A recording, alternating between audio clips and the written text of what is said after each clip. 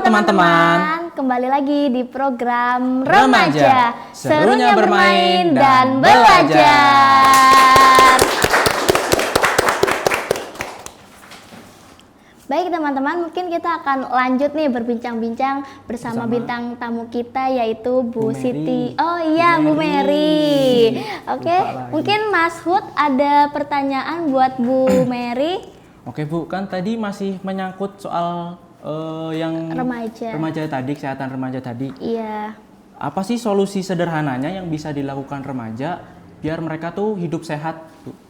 Iya betul, pertanyaan yang luar biasa ya. Solusi bagaimana supaya remaja itu hidup sehat. Sehat itu kan ada pengertiannya banyak ya. Sehat benar. Secara fisik dan juga sehat secara mental. Sehat secara fisik dulu nih, mau membangun fisiknya. Berarti harus diolah ini, harus diolah fisiknya. Dengan cara apa? Aktivitas fisik. Aktivitas fisik itu berupa olahraga. Minimal kita harus beraktivitas fisik 30 menit setiap hari. Ya, 30 menit setiap hari itu minimal. Ya, itu fisiknya. Kalau tidak beraktivitas fisik bagaimana efeknya? Nah, tadi yang dibahas. Kalau misalnya kita tidak beraktivitas fisik, ya remaja tidak beraktivitas fisik, nanti menjadi remaja jompo. Dengerin remaja yang di rumah. Minimal ya Bu, minimal 30 menit per hari. Masih remaja sudah boyoan, aduh sakit, baru jongkok sebentar mau naik. Udah ngeluh duluan. Iya betul, sama nanti remaja usia 23 sama dengan remaja usia 73. Karena memang aktivitas fisiknya sangat-sangat kurang. Efeknya apa kalau kurang aktivitas fisik? Ini otot kita itu akan mengecil. Kalau ototnya mengecil, tulangnya mudah keropos. Begitu ya. Makanya bisa dikatakan remaja yang kurang aktivitas fisik menjadi remaja jompo. Satu itu fisiknya. Kemudian mental. Supaya kita hidup dulu, supaya kita hidup butuh apa? Butuh makan. Betul. Makan itu adalah memperpanjang hidup. Kalau nggak makan hidupnya selesai. Makan itu memperpanjang hidup. Supaya tambah hidup, tambah panjang umurnya berarti harus makan. Makanannya jangan makanan yang meracuni tubuh. Makanannya makanan yang membangun tubuhnya supaya menjadi lebih sehat. Berarti harus apa? Makanannya memenuhi ada 4 kriteria. Yang pertama harus ada makanan pokok, bisa berupa nasi, kentang, gandum, itu bisa yang mengandung karbohidrat. Kemudian makanan yang kedua mengandung protein. Proteinnya ada 2, protein hewani dan yang ketiga protein nabati. Kalau hewani berarti berasal dari hewan. Kalau nabati berasal dari tumbuhan. Proteinnya 2 ya. Jadi kalau teman-teman sudah makan ayam ya tetap harus makan tahu atau tempe. Ya. Jadi tadi yang keempat dan yang terakhir ini buah dan sayur. Buah dan sayur ini membantu penyerapan vitamin, karbohidrat, protein. Ini dibantu penyerapannya oleh buah dan sayur. Selain itu buah dan sayur itu sumber dari serat yang akan membantu pencernaan kita menjadi lebih lancar. Terus tadi kan jenisnya ini tinggal porsinya. Porsinya itu porsi anak-anak ini gini porsi remaja. Misalnya dalam satu piring itu dibagi menjadi 3. Sepertiga adalah makanan pokok yang misalnya kita terbiasa makan nasi Sepertiga makanan pokok itu adalah nasi, contohnya nasi. Kemudian yang sepertiga sayur dan yang sepertiga terakhir dibagi menjadi 2. Protein hewani nabati dan yang separuhnya lagi itu buah. Gitu. Jadi jangan sampai nasinya sepiring, sayurnya 1 sendok, terus cuman tambah dengan sambal. Nanti makanan itu akan meracuni tubuh kita karena terlalu tinggi karbohidrat, terlalu tinggi gula. Yang efeknya apa? Merusak ginjal, merusak jantung dan organ-organ penting lainnya. Jadi pada akhirnya malah merusak tubuh. Betul. Jadi tadi yang pertama kan olahraga, makan makanan yang bergizi. Kemudian ini mentalnya, kita bahas mentalnya nih. Mentalnya juga harus dijaga. Bagaimana cara menjaga kesehatan mental? Kesehatan mental. Coba kira-kira bagaimana?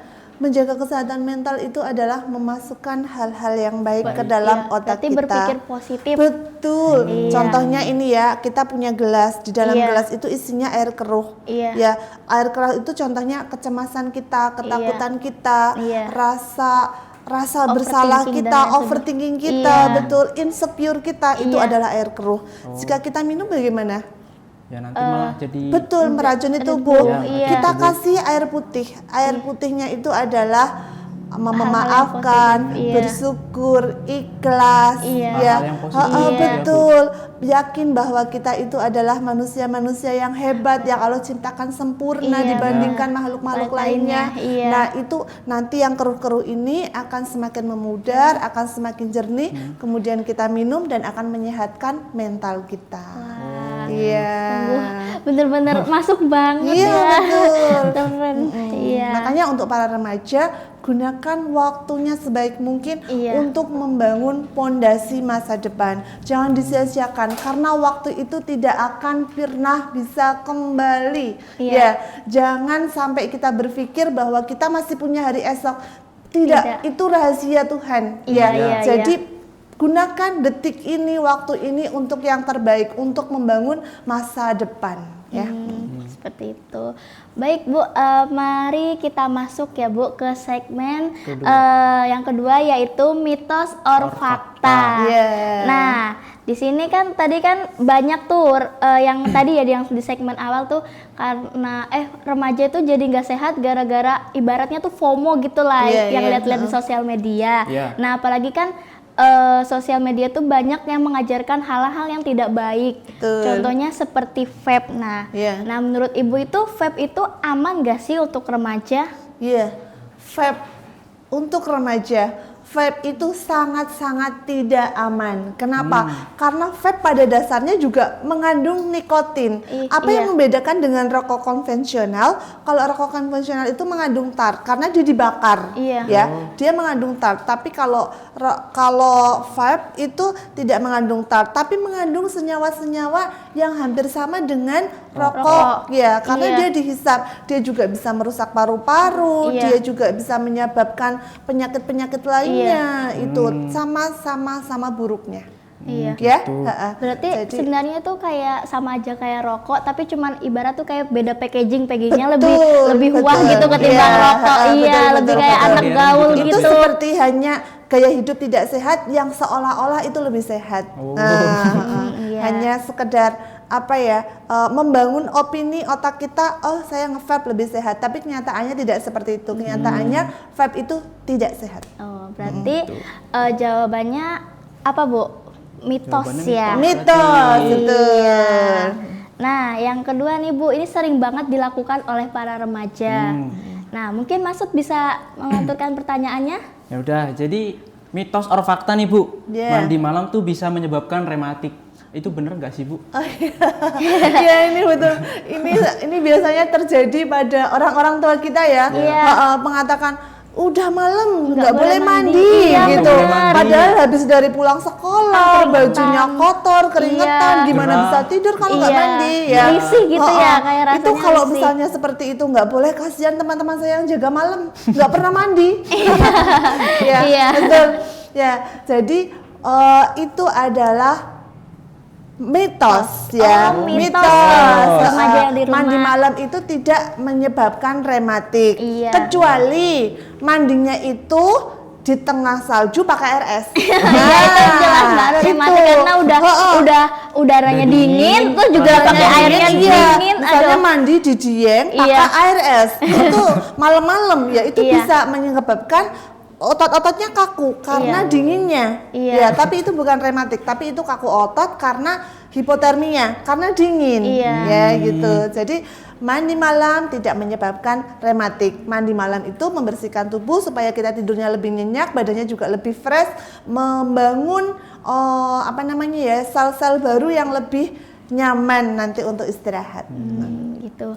Nah, gitu ya, ibu-ibu di rumah. Mandi malam tuh tidak menyebabkan rematik. Jadi boleh-boleh aja gitu. Soalnya malah membersihkan gitu. ya. Nah, ini dia nih pertanyaan inti karena paling tuh penting ini. Karena banyak banget terutama nih Bu, ibu-ibu yang ada di Indonesia ini, warga plus 62. Nah, ini tuh apalagi juga remaja tuh suka gitu. Nah, menurut Ibu itu MSG bisa menyebabkan kebodohan gak sih? Karena banyak ibu-ibu, banyak ibu-ibu yang bilang, ih jangan pakai MSG nanti anaknya bodoh gitu-gitu. MSG tidak menyebabkan bodoh. Berarti itu mitos ya. MSG itu mengandung tinggi natrium ya, tinggi natrium.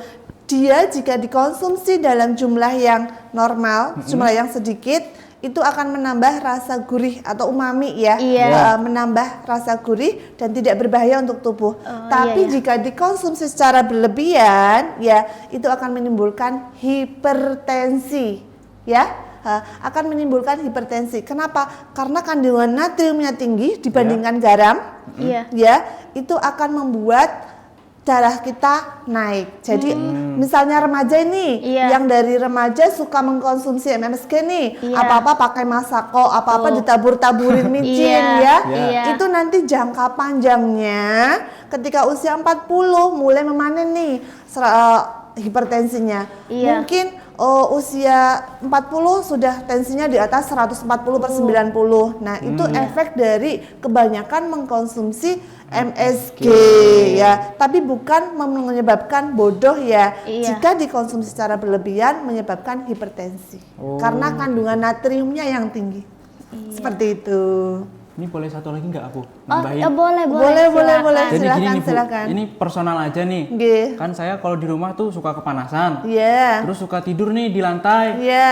Masa sama ibu saya tuh dibilangnya jangan tidur di lantai, nanti usus basah. Terus sebenarnya lambung basah nggak sih? Lambung basah apa usus basah? Paru-paru basah ya saya. Paru-paru basah. Terus saya penasaran tuh sebenarnya mitos atau fakta sih? Itu benar. Sangat mitos ya. Tapi ibu-ibu di rumah tuh ngeyel. Paru-paru basah mungkin bisa istilahnya, nggak ada ya di istilah medis itu paru-paru basah. Jadi paru-paru basah itu sebenarnya istilah untuk penyakit pneumonia. Pneumonia itu adalah penyakit paru-paru, di paru-parunya itu banyak sekali cairan ya yang ada di dalam tubuhnya. Yang meninggal karena pneumonia artis itu yang jadi artis Korea, artis Cina apa Korea itu yang Sancai, F4. Pernah dengar film Sancai? Ya, itu meninggal karena pneumonia. Ya, jadi pneumonia itu merupakan virus pneumokokus ya, masuk melalui saluran pernafasan. Misalnya ada dalam keluarga yang kena pneumonia, lingkungan keluarganya, lingkungan rumahnya buruk, lingkungan udaranya buruk, itu masuk lewat pernafasan, menginfeksi paru-paru, jadilah penyakit pneumonia. Pneumonia itu ciri-cirinya sesek ya, kemudian nafasnya cepat, nafasnya pendek-pendek. Nah, itu mungkin istilah yang lebih sering digunakan untuk penyakit paru-paru basah, itu adalah penyakit pneumonia, tapi murni itu karena bakteri pneumokokus gitu. Ya. Berarti mitos ya, Bu? Mitos. Ada lagi nggak, Mas Hud? Nggak ada sih, udah lega. Ya penting pertanyaan saya personal gitu, personal banget, udah dijawab. Berarti kamu sering gitu tidur di bawah? Sering kan, kalau panas masa ya tidur di kasur. Nanti kasur saya malah bau banget. Nanti tadi ada hubungannya juga sama yang mandi malam ya teman-teman. Kalau misalnya maksudnya gini, kalau misalnya tidur di bawah kan dingin ya. Ketika bangun badannya agak pegel-pegel gitu kan. Ya itu karena ototnya kaku karena dingin. Gitu. Sama dengan mandi ketika dingin, setelah itu ototnya pegel-pegel, itu karena kaku otot saja, bukan karena paru-paru basah. Gitu. Tadi karena dinginnya itu ya, karena dingin ototnya kaku, makanya agak pegel, agak nggak nyaman gitu. Jelas sampai sini teman-teman? Jelas banget. Itu kalau teman-teman yang di rumah tuh mungkin pertanyaan kayak unek-unek selama ini tuh bisa terjawab gitu ya. Apalagi kalau misalnya ayel-ayelan gitu lah sama ibunya, enggak loh Ma, itu nggak bisa nggak bakalan menyebabkan gini, tapi kan orang tua tuh gimana ya, kayak merasa dirinya benar padahal kan nggak seutuhnya itu benar gitu. Kan, kita hargai pendapatnya, hargai aja pendapatnya, 100% dipercaya. Karena kan ya namanya juga manusia, pasti kan juga ada salahnya gitu. Cukup memotivasi juga ya, terus juga bisa memberikan edukasi ya, memberikan ilmu juga. Iya, dari Ibu Mary. Terima kasih banyak ya Bu sebelumnya sudah hadir di acara program remaja pada kali ini, sudah memberikan edukasi yang benar-benar bermanfaat untuk kami para kru dan juga para pemirsa yang di rumah, benar-benar mendapatkan ilmu yang bermanfaat banget dari Ibu Mary. Iya benar. Oke. Mungkin itu saja ya Bu pertanyaan dari kami. Kami juga mau mengucapkan terima kasih kepada para penonton yang sudah setia menonton kami dari awal hingga akhir. Nah, terus juga terima kasih juga nih kepada para sponsor. Ada apa aja itu Mas Hud? Ada Alpukat Kocok Perindavan, Uncle Mutu, rasanya legit dan istimewa. Yang berlokasi di mana itu Mas Hud? Lokasinya ada di Selatan SMP Negeri 3 Purworejo. Bisa tuh dikunjungi. Iya. Lalu ada Diva Buket yang berlokasi di Karangwulu dan apa Mas Hud? Ada Angkringan Pak Bos SR yang berlokasi di Utara Rel Kutoarjo. Iya. Lalu ada Butik Bima Konveksi Wironata yang berlokasi di Kecamatan Butuh, Kabupaten Purworejo, dan ada Dines ID. Pines ID. Oh iya, Pines ID. Astagfirullah. Ya, Pines ID. Dan itu dia para sponsor yang telah menyukseskan dan juga mendukung program Talkshow Remaja untuk pada kali ini.